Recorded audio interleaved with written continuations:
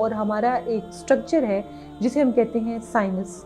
Sinus जो है, sinus track, उसकी जो एक मेम्ब्रेन है वो आहिस्ता आहिस्ता आहिस्ता आहिस्ता जो उसका फ्लोर है वो नीचे की तरफ मूव करने लग जाता है। साइनस इस एरिया में होते हैं, लेकिन जैसे ही दांत निकलता है तो वो आपकी बोन्स को ख़त्म करके नीचे की तरफ शिफ्ट हो जाते हैं। तो पेशेंट जब इस जोन में इम्प्लांट लगवाने चाहता है तो हम ये नहीं कर सकते कि हम साइनस के फ्लोर में ही इम्प्लांट लगा दें, हमें बोन चाहिए।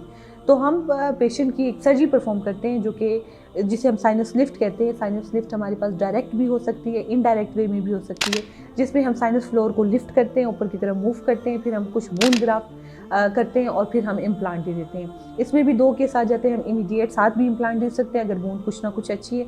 अगर बिल्कुल भी बून नहीं है तो फिर हम बून को ग्राफ्ट करके कुछ अर्सा वेट करते हैं कि बून अच्छे से बन जाए, फिर हम इम्प्लांट पेशेंट को दे सकते हैं। तो ये दो प्रोसीजर हैं जो कि इम्प्लांट की सर्जरी के साथ रिलेटेड है कि इम्प्लांट ने जिस स्ट्रक्चर में आना है वो स्ट्रक्चर मजबूत है या नहीं है। तो ये कुछ प्रोसीजर हम इम्प्लांट के लिए करते हैं। नंबर 3 जो हमारा टॉपिक है ये है कि अब उस बेस में जिसमें हमने इम्प्लांट लगा दिया है वो बहुत अच्छा है, लेकिन जो ऊपर का स्ट्रक्चर है गम्स, उसमें किसी न किसी वजह से, चाहे साथ वाले दांत की वजह से या इम्प्लांट की अपनी वजह से, फूड जो है स्टक हो रहा है। फूड जब उसमें स्टक हो रहा है तो पॉकेटिंग बन जाती है, जिसकी वजह से इम्प्लांट के इर्द गिर्द जो है इन्फेक्शन हो जाता है, जिसे हम पेरी इम्प्लांटाइटिस कहते हैं कि इम्प्लांट के इर्द गिर्द जो है इन्फेक्शन हो गया।